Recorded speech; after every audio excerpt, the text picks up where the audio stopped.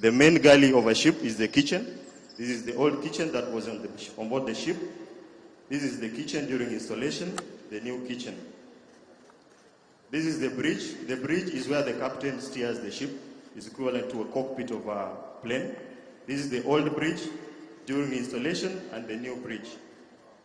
On the weather deck, which is the deck of the crane, this is the old crane that we have. For lifting boats, we have the sea boats for emergency responses. It has two boats that you'll see when you go on board, sir. So we use this crane to lift and launch the boats.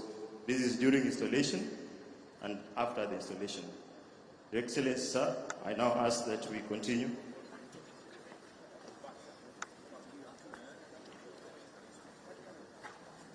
So, sir, this is Marine Patrol Boat Fagio. It belongs to Kenya Ports Authority. It's one of the ongoing jobs that we have in our workshops. On our left, sir, the original body was orange. We have done sandblasting so that we apply new paint. Yes, sir. This is mild steel, sir. Yes, sir. On our left, sir, is our electrical and electronics workshop where we repair our electrical equipment. What you can see is a stator of a generator. We have worked on it. It is one of the Kenya Navy ships. Your Excellency, sir, next is our fitting and carpentry workshop. On board the ships, there are furniture that we make here. So we use this workshop to make the furniture. Yes, sir. Sir, this is our storage for tools and equipment. As a shipyard, we are still going on with the tooling. So this is where we keep our tools, we take for temporary use, and then we return, sir. Eco, sir. Yes, sir.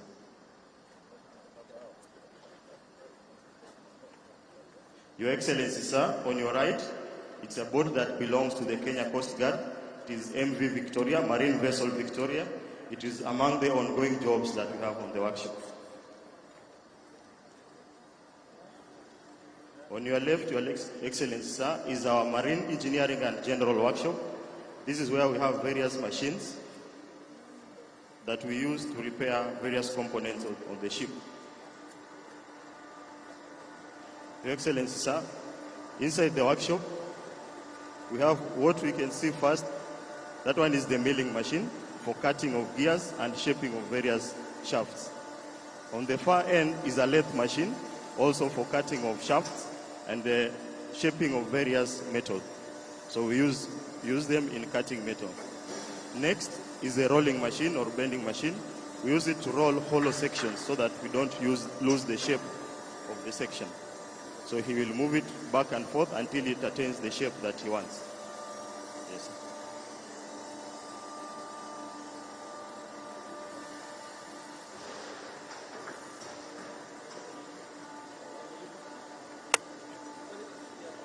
On our left, Your Excellency, is a bending machine. We use it to bend plates to get that shape that we want. Yes. And then at this corner, Your Excellency, we have a laser cutting machine that we use in cutting metal. It is gas, oxygen, acetylene, then it moves along the line that you have drawn. On the left, Your Excellency, is a hydraulic press we use in fitting of bearings on shafts. And then on your right, Your Excellency, is a cutting machine. Right now he's cutting a pipe. You can get whatever angle you have or want by just adjusting the cutting equipment. So right now he's cutting a pipe. Yeah, the coolant is for cooling, sir. It gets very hot, so we have the coolant running and circulating. In Arudi, sir, there's a way of cleaning it. This one, sir, is MV Boynet. It's also a boat that belongs to Kenya Coast Guard. It's among the ongoing jobs that we have on the workshop, sir. And the far end is our sandblasting machine, where we mix sand and compressed air just to remove the loose paint from the hull. I request that we go back, sir.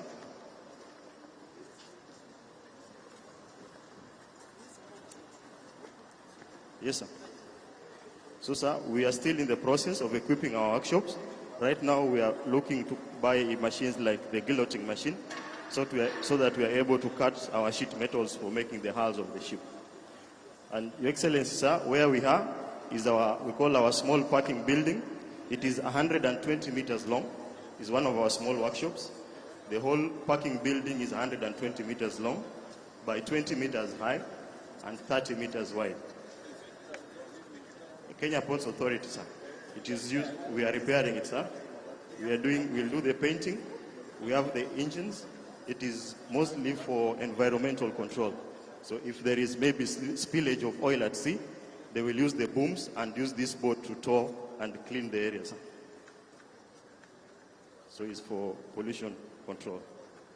So, sir, we are still in the process of equipping the workshops so that we enhance our capacity to be able to repair various equipment, sir. So, sir, from here we will move to the slipway. Slipway is where we use to lower and recover the ship, sir. The slipway that we have is 150 meters long. It is in 3 sections.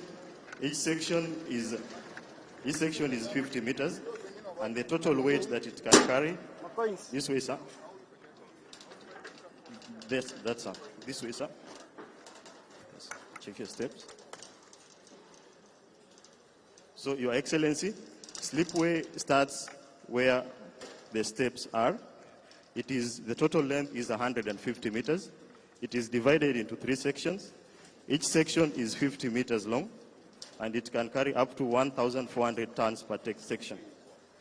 This is where if we want to launch that ship in water, we have the various pulleys that will move it inside water, then it floats, and then to recover it, the same pulleys will pull it back. So that is the main purpose of slipway. Even when we recovered the boats that we've just seen, we use the same slipway to recover. So it moves on the rails, sir, on the rails, and it goes up to where the capstan is, where the concrete, yes, sir. So it goes, the rail goes down, and then once the ship starts floating, it will be towed, and then we pull it back, yes, sir. So we have rails running all the way up to underwater. Watch your steps, sir. Those pulleys, which are electric motors,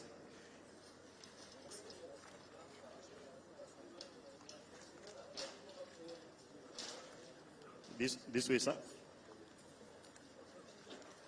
Your Excellency, sir, on the middle section of the slipway is the Kenya Navy ship Shupavu that we worked on. We worked on changing some of the plates that were worn out. We worked on changing complete engines, gearbox, and shaft system. We also changed the generators.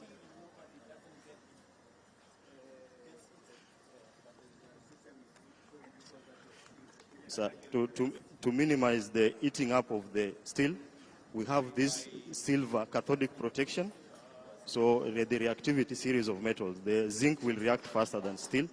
So we'll have the zinc being eaten up, and then we'll still have our steel remaining. Yes. We sacrifice the zinc to the steel. So also under the ship, we have speed things that transducers that sense speed, and underwater here, sir. We have the speed of the ship, and then the depth of where you are sailing at. So, Your Excellency, sir, next is what we call stabilizers. It helps to stabilize the ship when the seas are rough, so that the rolling is minimized. These stabilizers, equivalent to stabilizers of a ship. It is the adjustable. There is a hydraulic system that moves it inside, sir. Like flaps, yes, sir. More or less like flaps. And also,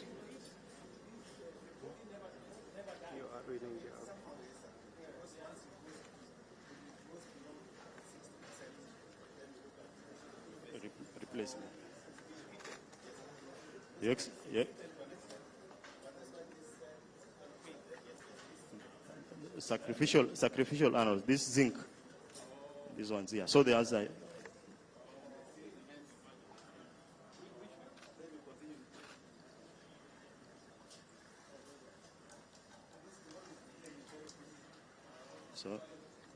So, yes. The zinc things. So we have to dry dock the ship after maybe 2 years. In your propeller, sir, it has 2 propellers. Each propeller has 5 blades, sir. Ni bronze. It's a steel, sir. Brass steel, sir. Just to have brass, sir. It's brass, sir. And then to change the direction of the ship, we have the rudder. This one is also hydraulic controlled.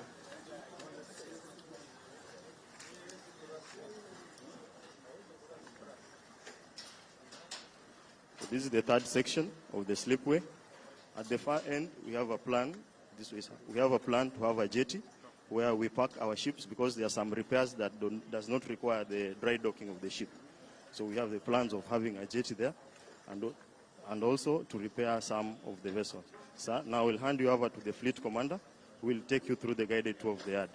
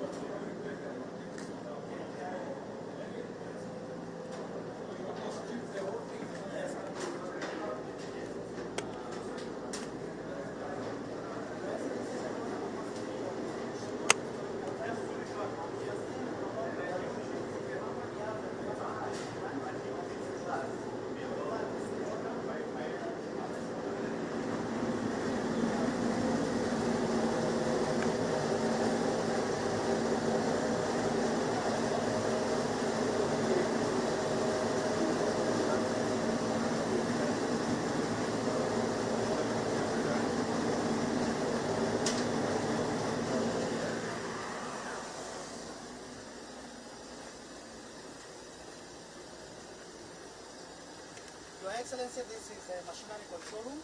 This is where engineers sit when we are at sea, as they monitor all parameters of the machineries at engine room. And that is the intercom. They can be able to communicate with the command center of the ship. 1, 2, 3. This is the panel that they use to monitor the operations of the engine.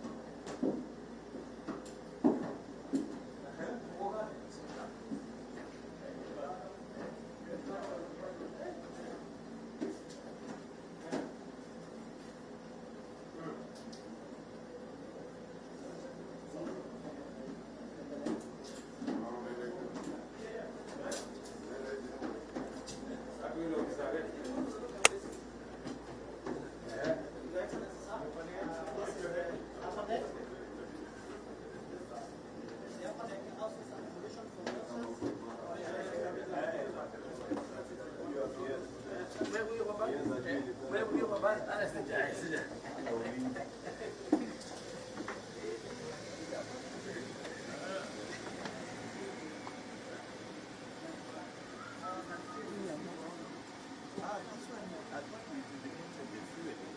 14 days, 20 days, about 14 days. Can you fuel while in the... Unless there's another tanker.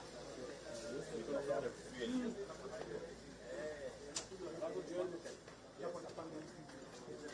Accommodation, sir. I draw your attention to this room, sir. This is the radio room. This is the communication center for the ship. You can be able to communicate with other ships and shore stations. This is a mess for officers. This is where officers dine from. You also can rest when they are not on. Okay. This is my cabin. The commanding officer's cabin. This is where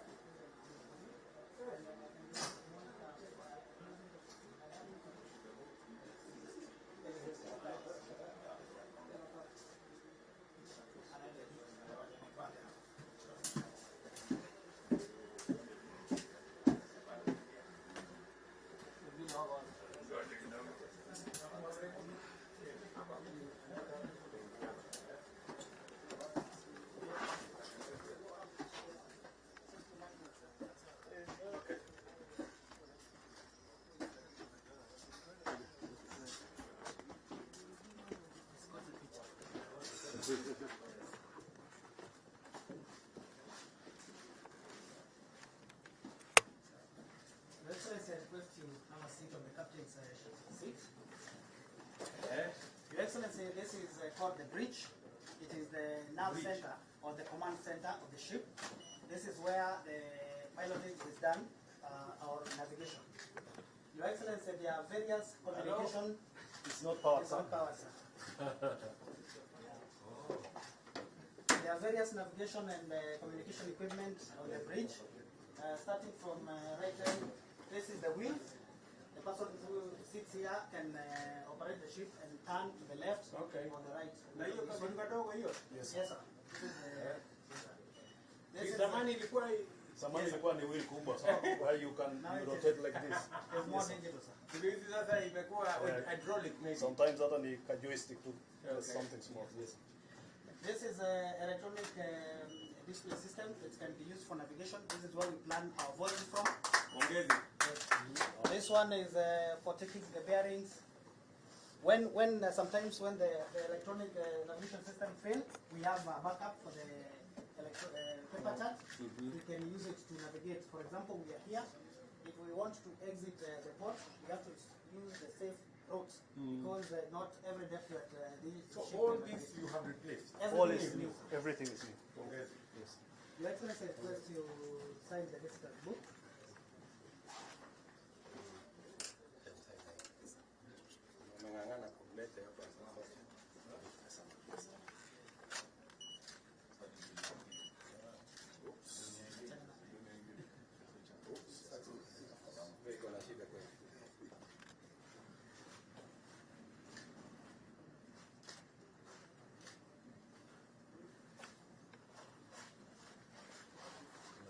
Your Excellency, sir, I request you to step out of the ship so that I can show you the bearing.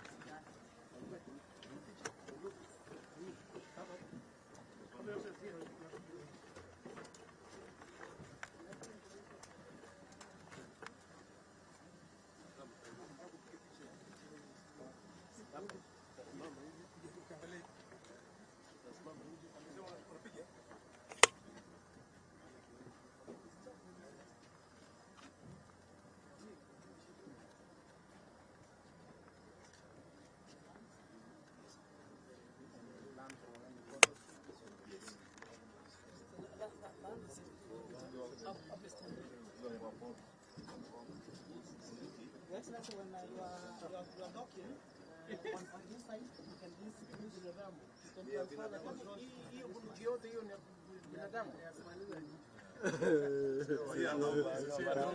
ship from here when you want to dock on this side.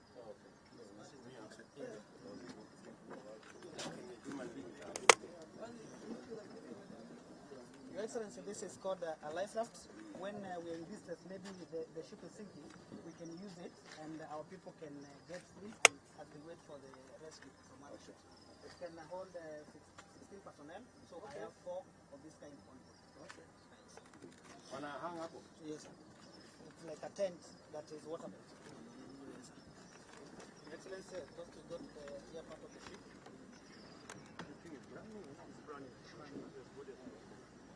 Excellency, I request you to turn around for the ship.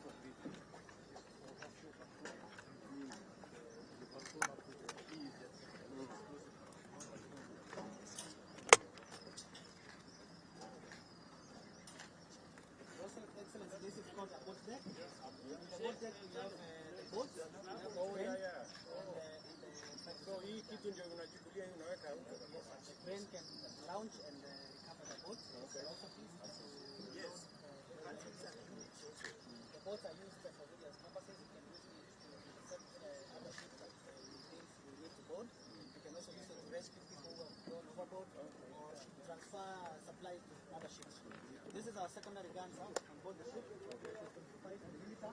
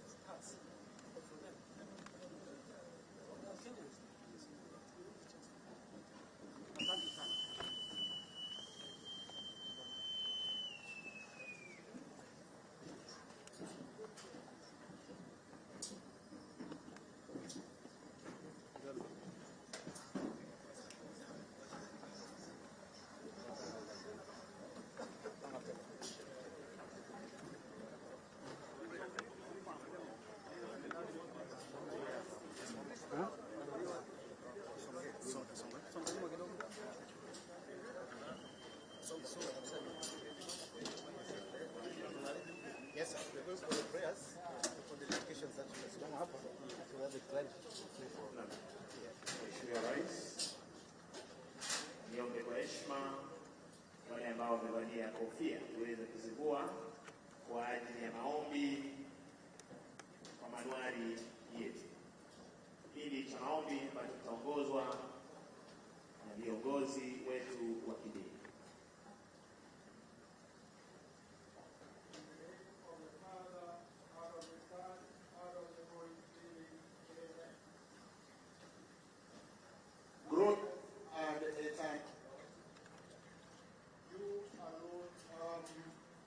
The raging of the sea and rules over the highest heavens. Be pleased with our prayers as we ask you to grant protection to thy servants who will serve in this ship. Be for them a mighty savior from the snares and the violence of the enemy. Gracious, we pray that the voyages of this ship may serve your divine purposes. May by its use by a few sailors bring lasting security peace and prosperity to our nation. And now, Father, let your blessings be upon KNS Shupavu and upon whom will use and serve in her. May your protection and the guardianship of St. Michael the Archangel and Our Lady Star of the Sea be upon her, in the name of the Father, and of the Son, and of the Holy Spirit. Amen. Mheshimiwa Rais, hivi sasa padri akiweza kunyunyizia maji ya baraka ili kuweza kubariki manuari hii kwa kanuni za Kanisa la Katoliki. Manuari hii iweze kurejea kwenye fuo za bahari zetu ili kuendelea kudumisha ulinzi wa taifa letu, hali kadhalika kushika doria kama vile ilivyo kauli mbiu ya jeshi letu la wanamaji, ujasiri baharini, na hali kadhalika kuhakikisha kwamba tuko tayari kupambana na adui wanaohakikisha kwamba taifa letu haliko salama. Kwa kauli mbiu ya mkuu wa majeshi ya ulinzi, one force, one mission. Kasisi akiendelea kunyunyizia maji ya baraka kwenye manuari hii Kenya Navy Ship Shupavu, ambayo Mheshimiwa Rais hii leo itaweza kuanza shughuli zake rasmi za kushika doria kwenye fuo zetu za bahari, na hali kadhalika kuhakikisha kwamba fuo zetu ziko salama. Mheshimiwa Rais, tutaendelea na maombi. In the name of Allah, who made ships sailing through the ocean for the benefit of mankind, surely there are signs for people who are wise. May peace and blessings of Allah be upon the noblest of all mankind, Prophet Muhammad. Indeed, it is by your grace and mercy that we are here to dedicate the service of KNS Shupavu after her defeat, so that she can continue to be an instrument of peace in the region and beyond. Protect all her voyages and operations from the evil of strong winds and rough seas. In your name is her cause and her anchorage. We thank you for those who refitted this ship and reinstall her instrument to efficiently and effectively serve and perform better. We pray especially for the captain and crew, and for all those who run and maintain these vessels. May all their undertakings be in accordance with your divine will and be supported by your blessings. Amen. Almighty God, our Heavenly Father, you are the Lord of innovation, and you've invited us to co-create us with you.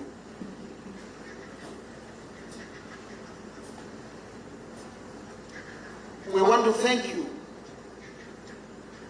that we stand here this day to rededicate this worship.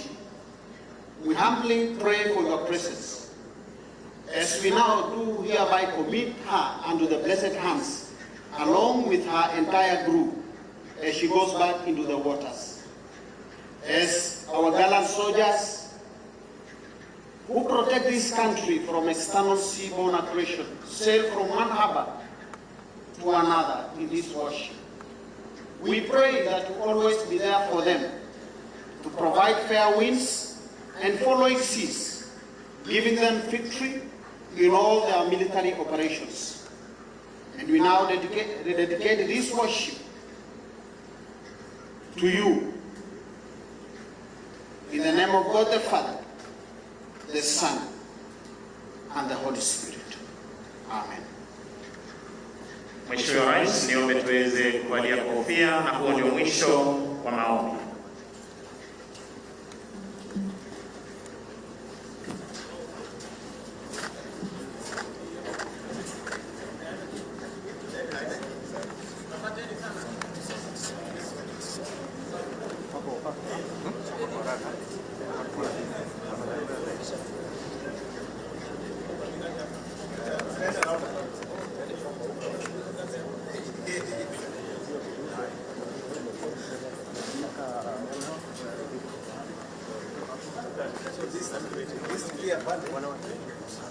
This we can operate as a unit from isolation.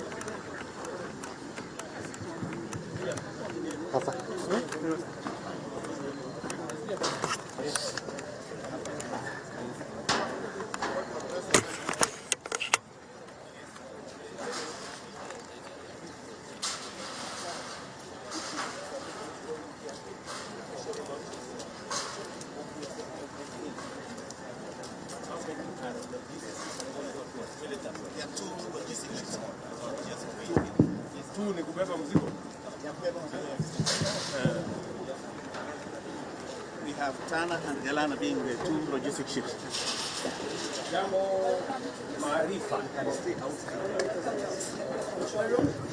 am Captain Mesaid Marifa, Marine Engineering Officer, Kenya Shipyards Limited, and Mr. Joel, Electrical Engineer, Kenya Shipyards Limited. I humbly request to take you through the operations and capacity of the slipway. The slipway is 150 meters in length, divided into 3 sections of 50 meters in length each. Each section has a loading capacity of 1,400 tons and 4 winches. Each winch has a pulling capacity of 48 tons. Your Excellency, sir, this is our control panel. This is where we monitor the power, the speed, and the payout of the 3 sections. We utilize the sections depending on the length of the vessel. And for this exercise, Your Excellency, sir, we are going to use the middle section. That's where this... Yes. Yes. We have the joystick. This is where we engage forward when we want to lower the vessel, and we engage backwards when we want to lift the vessel. We do this gradually so that we can monitor the weight distribution on the vessel and for safety precautions. Your Excellency, sir, I now humbly request you to activate the middle section of the winch by turning the switches clockwise for the forward. This one? Yes, sir. I start where? From this end. This one here? Yes. Just, yes, sir. Okay. The second one, the third one, and the fourth one. The winches are now active for the middle section, and we can now commence the lowering of KMS Shupavu by the joystick forward, Before as we confirm. Madam, for you, Madam, confirm that we are safe to start lowering the vessel.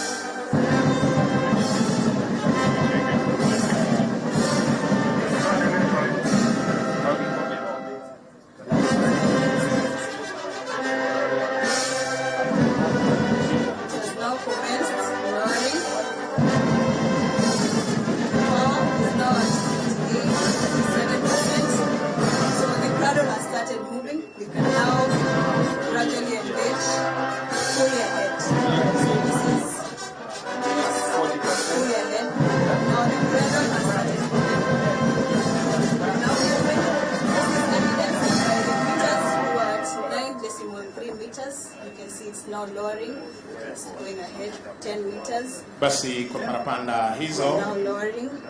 Mheshimiwa Rais ameweza kubonyeza kitufe kinachodhibiti mitambo ya kuelekeza manuari hii ndani ya maji, na unavyoshuhudia hivi sasa manuari hii inaweza kuanza rasmi shughuli zake za kushika doria kwenye fuo za bahari zetu. Manuari ya jeshi letu la wanamaji, Kenya Navy Ship Shupavu, Patrol Craft 3131. Sasa itakuwa rasmi kwamba manuari hii itaweza kujiunga na manuari nyinginezo za jeshi letu la wanamaji ili kuweza kuendelea na ulinzi wa fuo zetu, kuhakikisha kwamba fuo za bahari zetu ziko salama masaa 24. Someone will sit here and continue with the kwenda ndani ya maji. Nilivyokuwa nimesema hapo awali, wana uwezo wa kukarabati meli 8 kwa pamoja. Thank you. Na ngani 10. Nenda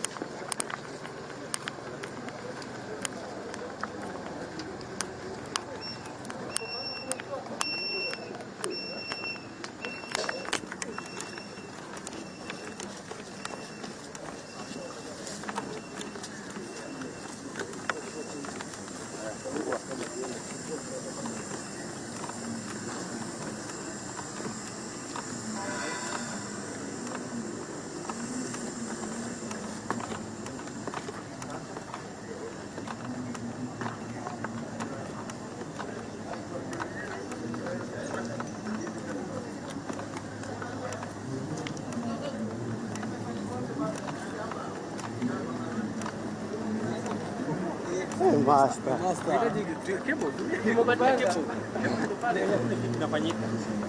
Cheki master. Kuna transmitter ndogo waliweka kwa hawa wase. Basi asante sana mwenzangu Mike Itone.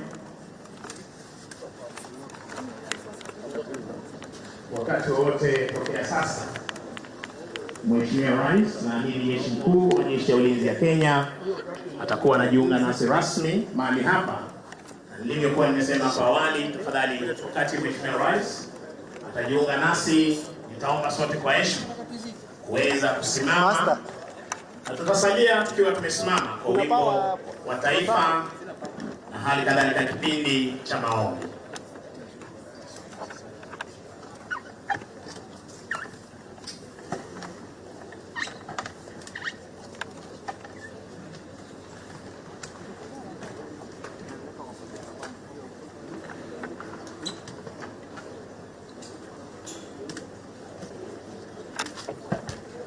Namuona pia kiongozi wa walio wengi katika bunge la taifa, Mheshimiwa Kimani Ichung'wah, akiwa ameandamana na katibu wa Wizara ya Ulinzi Bwana Patrick Mariru, katibu Wizara ya Usalama wa Ndani Daktari Raymond Omolo,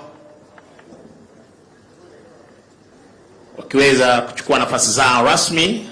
Namuona Waziri Moses Kuria, waziri wa biashara, ambaye ameshawasili kupata kuwa nasi katika hafla hii ya siku ya leo.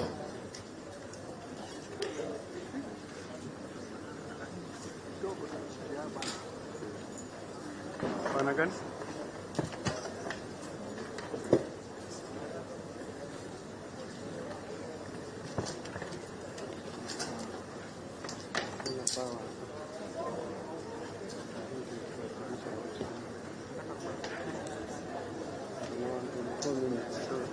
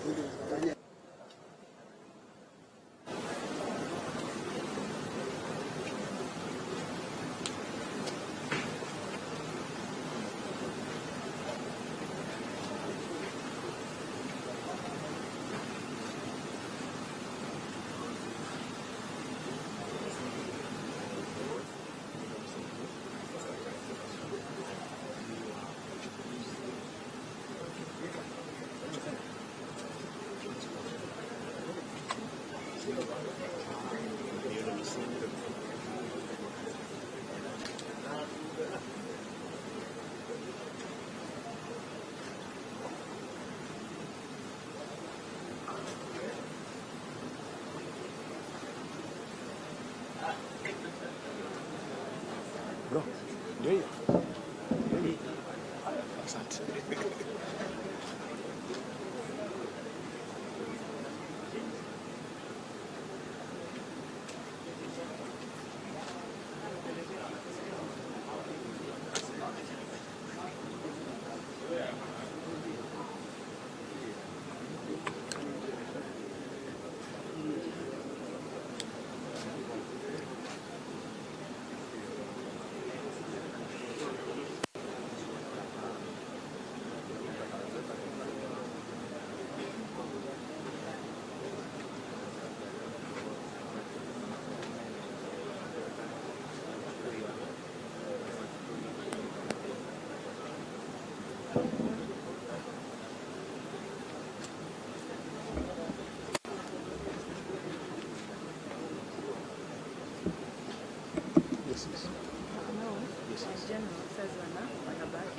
They're both serving and retired, PSS and CSS for the group photo.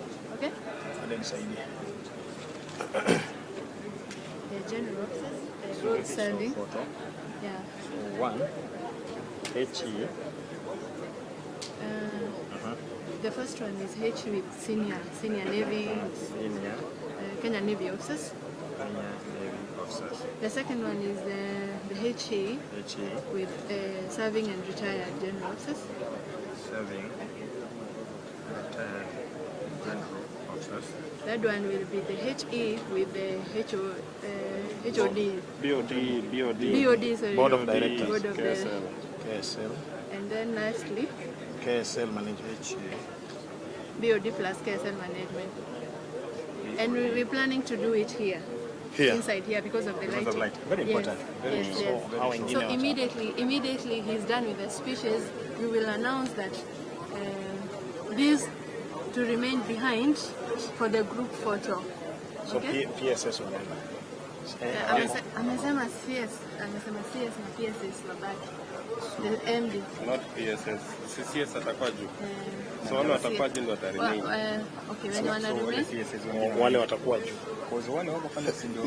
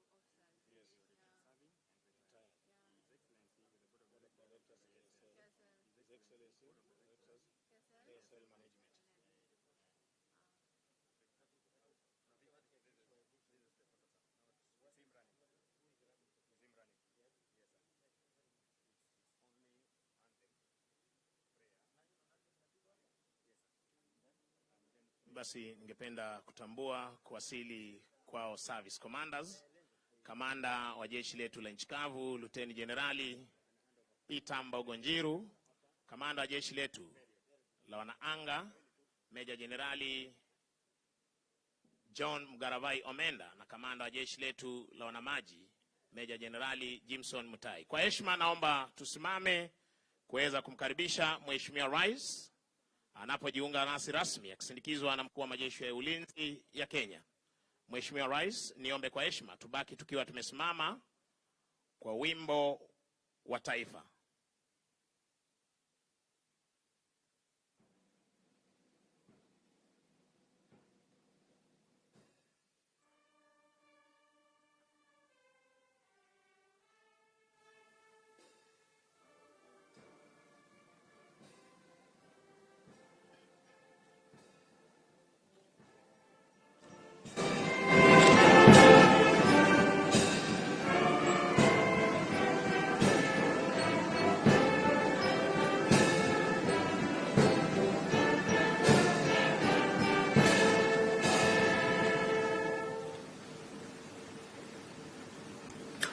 Asanteni. Mheshimiwa Rais, niombe tusimame kwa kipindi cha maombi, na wale ambao wamevalia kofia tafadhali tuweze kuzivua. Let us pray. Bismillahirrahmanirrahim. In the name of Allah, the most gracious, the most merciful, we gather here today seeking your guidance and blessings as we deliberate and make decisions that will impact on lives of many. We come before you with hearts filled with gratitude for the opportunities and blessings you have bestowed on us. We pray for wisdom and discernment as we address the challenges and opportunities before us. May your light shine upon our decisions, illuminating the path towards progress and prosperity for all. In a special way, O Allah, we pray for our President and Commander-in-Chief of the Kenya Defense Forces, our Cabinet Secretaries, our CDF, service commanders, and the entire KDF leadership. In faith and humility we pray. Amen. Asanteni. Kwa heshima tunaweza valia kofia zetu na kuketi tafadhali. Mheshimiwa Rais,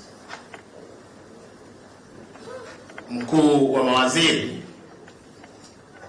waziri wetu wa ulinzi, mkuu wa majeshi ya ulinzi,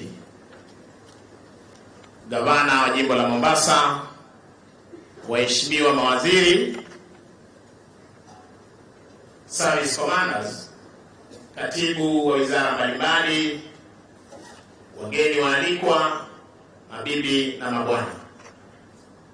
Basi hivi sasa Mheshimiwa Rais, utaniruhusu kwa heshima na taadhima kuu niweze kumwalika meneja mtendaji wa Kenya Shipyards, Meja Jenerali Paul Owor Otieno, aweze kuendelea na ratiba itakayofuata. MD.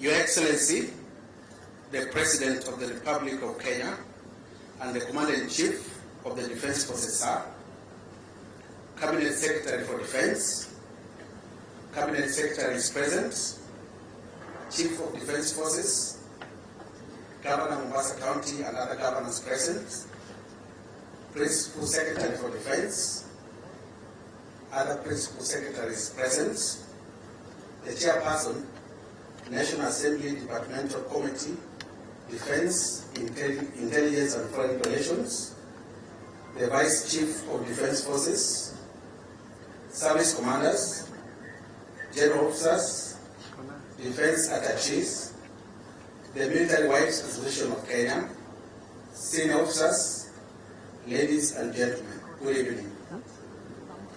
Your Excellency, sir, may I take this opportunity to welcome you to the Kenya Shipyards Limited, Mombasa Shipyard, and also sincerely thank you for my promotion to the rank of Major General and continuing my appointment as the Managing Director, Kenya Shipyards Limited. Your Excellency, sir, Kenya Shipyards Limited is happy and honored to host you here today as you officiate the rededication of the Kenya Navy ship Shupavu, one of the patrol vessels of the Shujaa class, the 86th Squadron.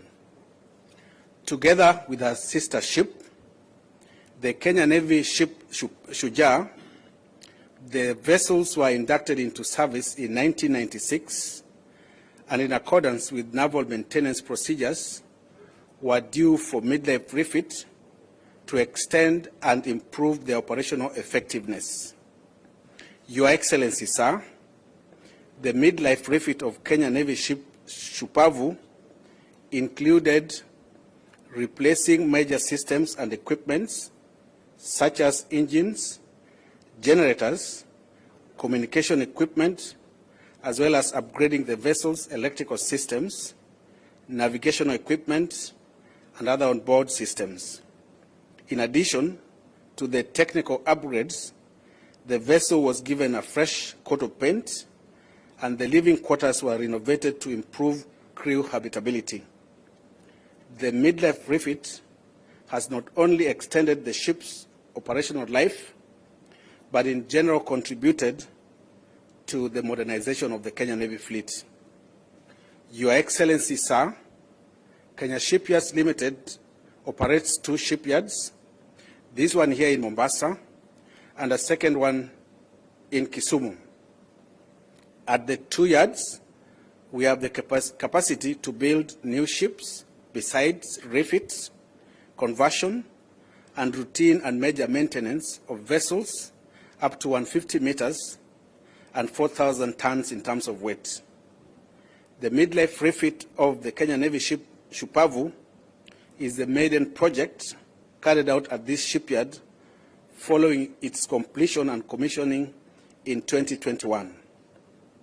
The midlife refit was completed within the planned period of 18 months and within budget. Performing the midlife refit in the country as opposed to sending the ship abroad has realized the country's savings of an estimated Kenya shillings 600 million.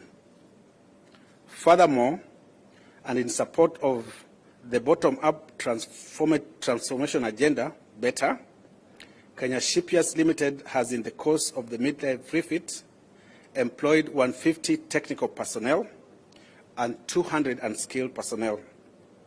Your Excellency, sir, permit me to recognize Messrs. Damen Shipyards of Gorinchem, the Netherlands, who provided technical support during the midlife refit of Kenya Shupavu and also transferred valuable technology and skills to Kenya Shipyards Limited.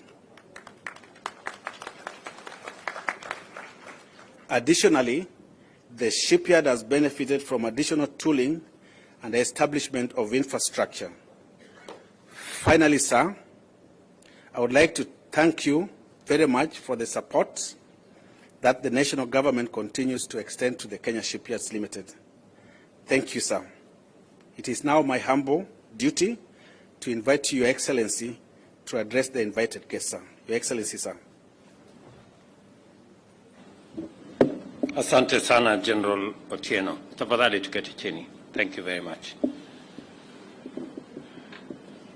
Prime Cabinet Secretary, our CS for Defense, General Ogola, our CDF, all the other generals, service commanders, the Governor of Mombasa, our leaders, members of Parliament, senators. Ladies and gentlemen, good evening. Hamjambo. I know we all have had a very long day, but I must confess it has been immensely productive. I am delighted to join you today for the celebration of the great work and commendable achievement that has been and has enabled us to reach this tremendous milestone so soon after commissioning the 2,000-ton slipway, which this afternoon I had the privilege to operate. I hope, General Otieno, I get a small stipend. This encouraging progress places our nation firmly on the foundation for takeoff and launches us on a sound trajectory of excellence in maritime engineering. This is an important achievement because it enables Kenya to fulfill the imperatives arising from its highly strategic geographical location, both in terms of opportunities as well as threats in connection with national interest. Our country is situated at the center of the expansive and abundantly endowed Western Indian Ocean Rim, which directly caters for a region of 60 million people who rely on the ocean for their livelihoods. Access to food and other maritime resources, as well as transport for goods and services, which is vital for local, regional, and international trade, must be guaranteed, regulated, and also must be secured. The blue economy is an integral sector of our vision for national prosperity and a critical driver of our bottom-up economic transformation agenda. The current performance of the sector has not meaningfully been exploited, and the immense potential that lies in the ocean, and neither has it begun to contribute significantly to our GDP. As I said earlier in the day, as I said yesterday and the day before, it is our intention that the blue economy that today contribute between 15 and 20 billion Kenya shillings to our economy and our GDP, we should scale it up, and with the interventions and programs and incentives that we're going to provide, it is our intention to increase the contribution of the blue economy from 15 to 100 billion shillings every year.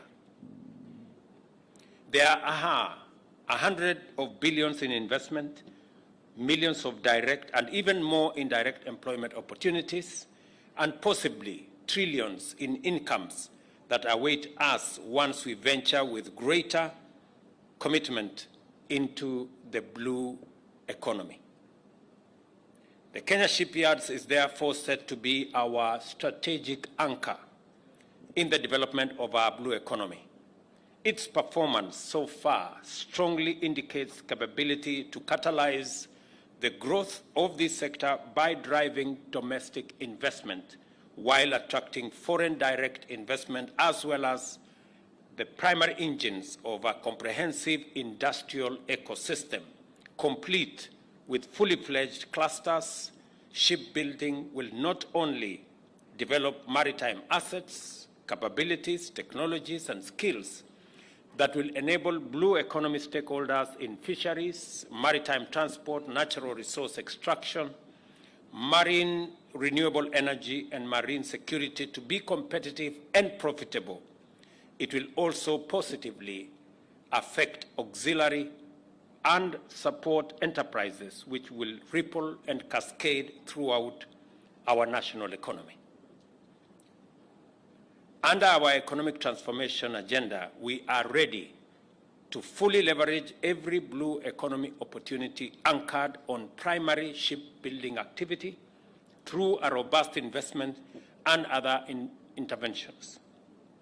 It is therefore of fundamental importance that Kenya shipyards continue improving its overall capacity to effectively support the marine industry. Even as we focus on the immense opportunities in our blue economy, especially given our advantageous location, we remain equally cognizant and highly vigilant of the fact that our region's oceans and littoral areas are under a variety of serious threats. Aside from security threats, the Western Indian Ocean Rim is also facing the threats of climate change as well as anthropogenic harm to the marine ecosystem.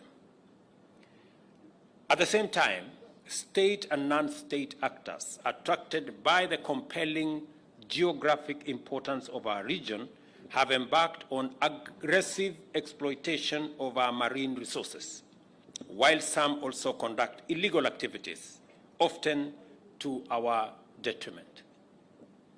It goes without saying that we have a primary constitutional and sovereign mandate to protect the waters around us and to sustainably manage the resources in them for the benefit of present and future generations. This is not a mandate we are about to neglect. Rather, it is one we shall undertake with zeal. We therefore have every excellent reason to remain ever more committed to our maritime domain and the blue economy, and to make sure that we increase its promise to deliver abundant opportunities for the people of Kenya. We are proud stakeholders in important international frameworks and active leaders of critical institutions. We are committed to the implementation of the United Nations Agenda 2030 in regard to sustainable development of the blue economy. At the same time, we are visible and vocal members of the Blue Economy Action Group, where we articulate and implement the Commonwealth Blue Charter to steward better collective use of blue resources. Kenya recognizes that marine security and safety is essential for freedom of navigation. Therefore, we are an active member of the International Maritime Organization and are also a signatory to the Djibouti Code of Conduct and a member of the contact group on piracy off the coast of Somalia as well. These commitments are duly recognized internationally, and it is absolutely vital that we complement these credentials with demonstrable regional and global leadership in all matters connected with shipbuilding, repair, and maintenance, as well as general maritime affairs. The government is therefore pursuing a vision of making Kenya shipyards a center of shipbuilding and maritime excellence. Beyond our immediate maritime domain, we must take maximum advantage of the global opportunities inherent in this space. We must explore oceans beyond for possibilities of collaboration, partnership, trade, and investment in the Pacific Ocean and even further beyond. To make progress in this connection, it is necessary to develop the strategic dynamism necessary to form partnerships and collaborate with various state and private sector players in order to secure sea lines of transport and communication safe and conducive for efficient and sustainable exploitation of maritime resources. I want to take this opportunity to underscore a highly commendable achievement of our shipbuilding venture. Our collaboration with various partners has enabled Kenya to develop notable shipbuilding capacity. This has been accomplished under exceptional circumstances in that the project achieved significant saving of resources for the Exchequer. The level of savings made by this project enabled the Exchequer to redirect sufficient funds to undertake a midlife refit of a warship, making the KNS Shupavu the first naval ship to undergo a midlife refit in Kenya. The technical capacity and efficiency of our shipbuilding is here for us to see. And I was very pleasantly happy today when I launched the KNS Shupavu, which has just gotten into the waters a few minutes ago. That was done with partners, and I want to thank Damen for being our reliable partners, but also the many men and women from Kenya who did a fabulous job, world class, giving us a a world-class project, facility. I was very happy to see the level of expertise and finesse in the completion of the ship I just saw outside here. In fact, I saw exactly the same thing when we went to Amsterdam. And therefore, it confirms to me that what we have here is world-class. Congratulations, General Otieno and your team. I also want to confirm to you that the whole blue economy ecosystem is in our radar. Just this weekend alone, we have given out 550 million shillings to blue economy operators. From Lamu, we will end up tomorrow in Kwale. And we want to build, as I said, the whole blue economy ecosystem, from fishermen to coxswains, building infrastructure, landing sites, cold rooms.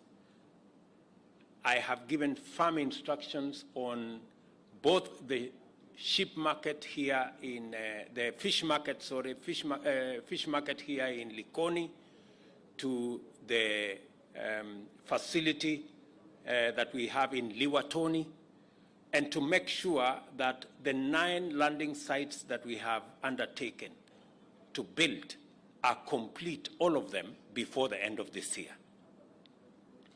I have also given very firm instructions that the facility that we are developing in Shimoni, and I'm happy that the people from Kenya Ports Authority are here, that again, that whole infrastructure around supporting the unlocking of the potential that exists in our blue economy resources is an exercise that we are seized with and we must deliver on.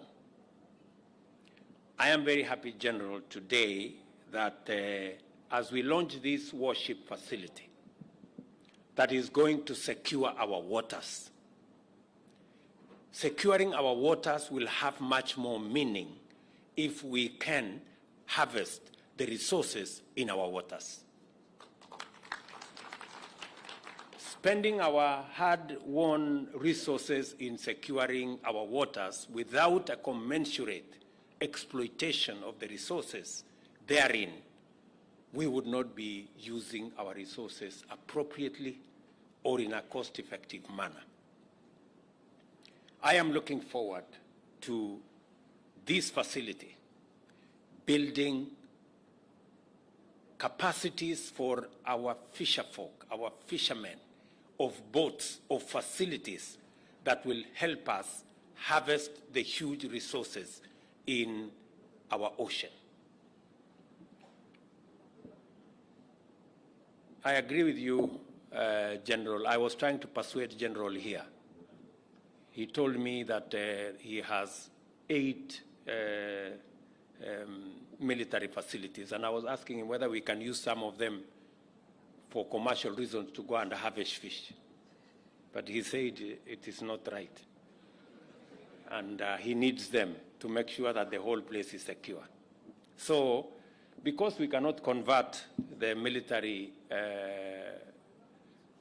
vessels to do fishing, please build the fishing vessels for us using this facility. Warships call for complex engineering and demand specialized scientific and technological expertise. The people of Kenya are very proud of our partners' leadership and all the staff who have made this proud achievement possible. I commend the Ministries of Defense and National Treasury, as well as Shipyards Limited, together with its technical partners, led by Damen Goringem, for a very excellent delivery of the work they have done. I am proud to preside over this ceremony as we dedicate the KNS Shupavu to rejoin the fleet and resume operations in fulfillment of the constitutional mandate of our Kenya Defense to defend and protect the sovereignty and territorial integrity of our republic. And that, in my opinion, will make much more sense, will give us better value if, as I have said, Governor Mvurya, your departments can work. Number one, Keti Waziri, number one, to make sure that we build the capacity of our fishermen. Number two, to make sure that we train all the coxswains. We have been told that we have close to 2,000 coxswains from Lamu all the way to Vanga. I have said we are going to commit public resources to train these men and women so that they can do a better job of harvesting and unlocking the resources that are there in our ocean.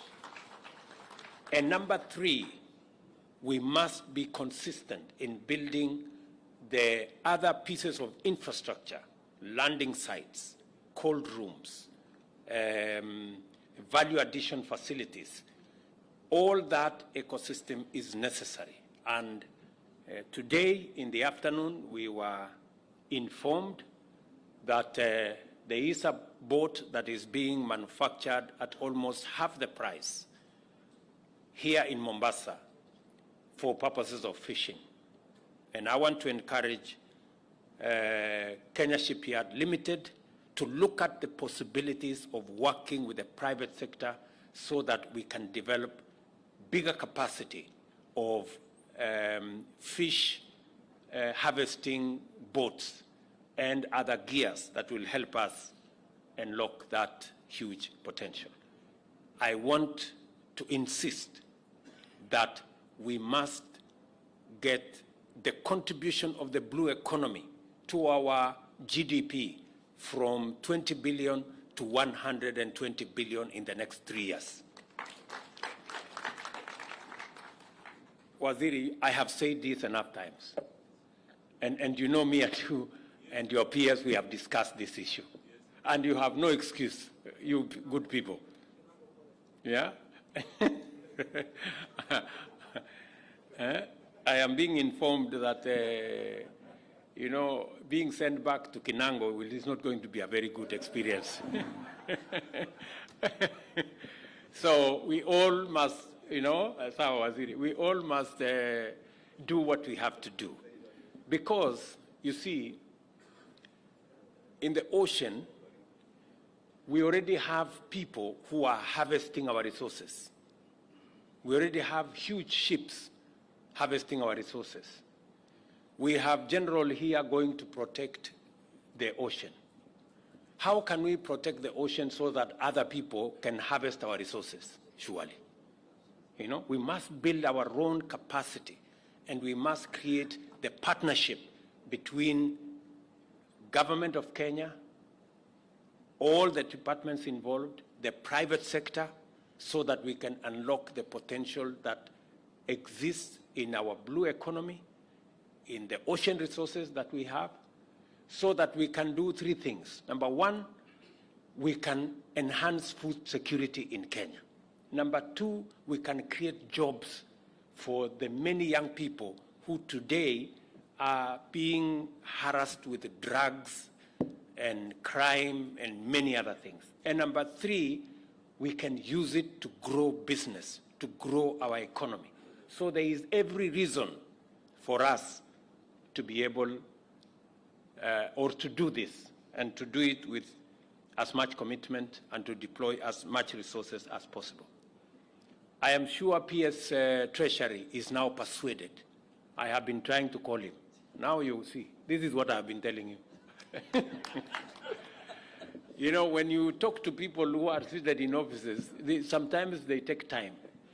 I wish you'd have gone to Liwatoni and look at the kind of infrastructure that is there. With the money we have put in the budget, I think it's about 600 million shillings in the budget, we must make Liwatoni operational, hopefully before January. We must make Liwatoni operational. And we must get the private sector to come on board so that they can use the Liwatoni facility to process, you know, the fish resources that are available. And as we do that, I hope backwards we will be working on making sure that our fishermen and women are doing their part. So, good people, we have a whole plan on how to unlock this. I am also looking forward to Kenya Shipyard Limited working with the private sector and working with our TVETs and working with our universities so that we can also carry them on board and build the necessary skills, competencies, so that we can drive the whole shipping space into the future. We are in a very strategic geographical location. We must take full advantage of our location. And it will be a crime if we don't take advantage of the strategic geolocation that we have as a country.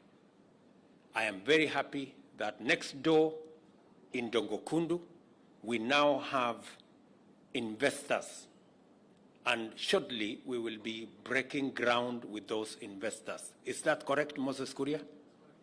Huh? It's correct. Yes. You know, you are witnesses here. Yeah, so all these people are witnesses that you told me it is correct. So shortly we will be coming back again.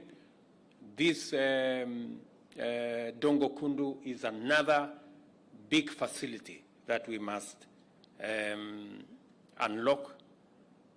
We've been discussing Dongokundu for many years. Now is the time to actualize the vision around Dongokundu and the potential that exists around there for growing our exports, making sure that we can drive the whole of that space. I want to speak to the tea exporters in Mombasa.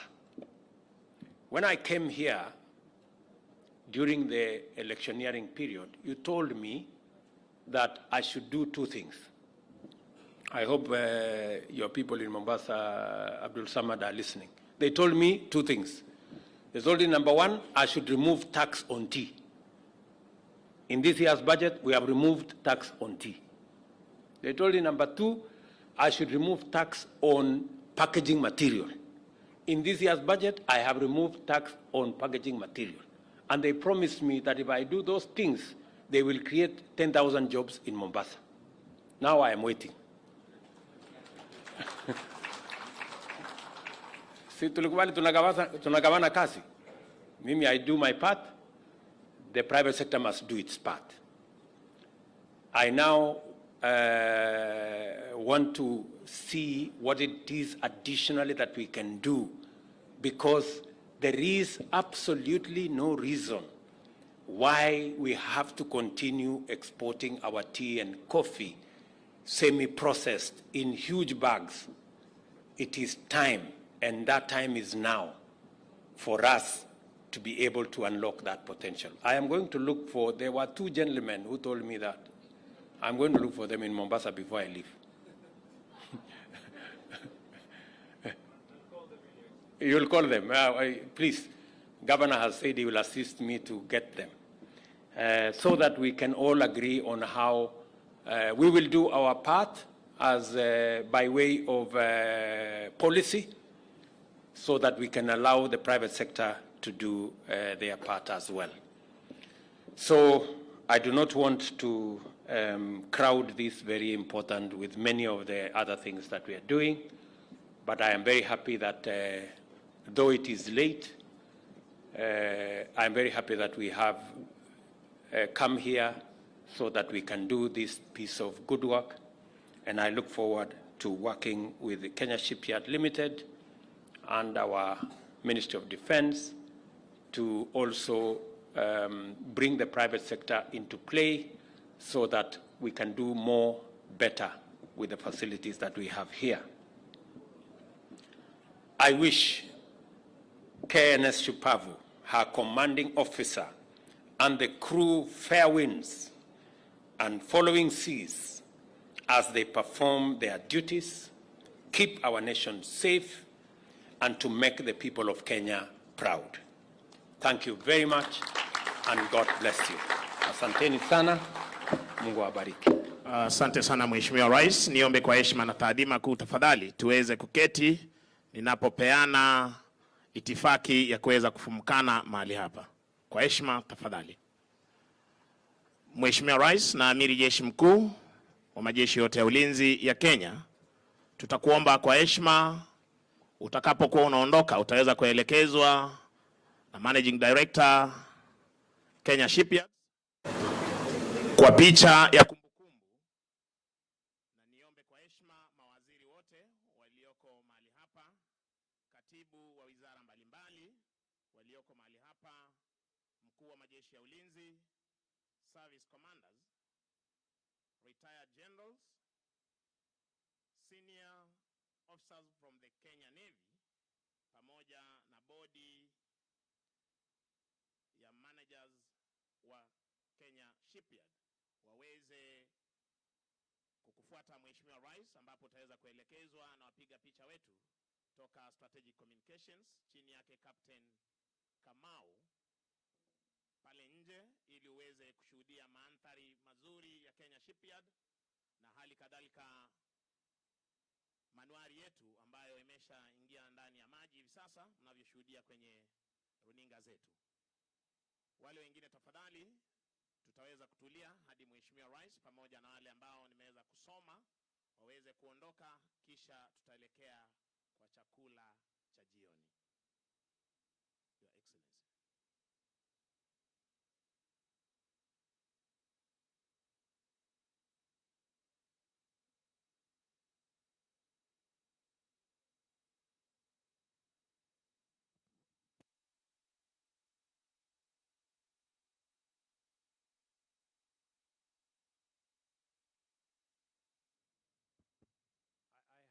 Seen that in our midst we have our seniors, our elders. We have General Kibwana there, pigie makofi, and we have General Mwatete hapo, tupigie makofi. And in a very special way to thank and to congratulate General Mwatete. I know he has something to do with this facility. Must be a very proud person seeing what is going on here. Pongezi.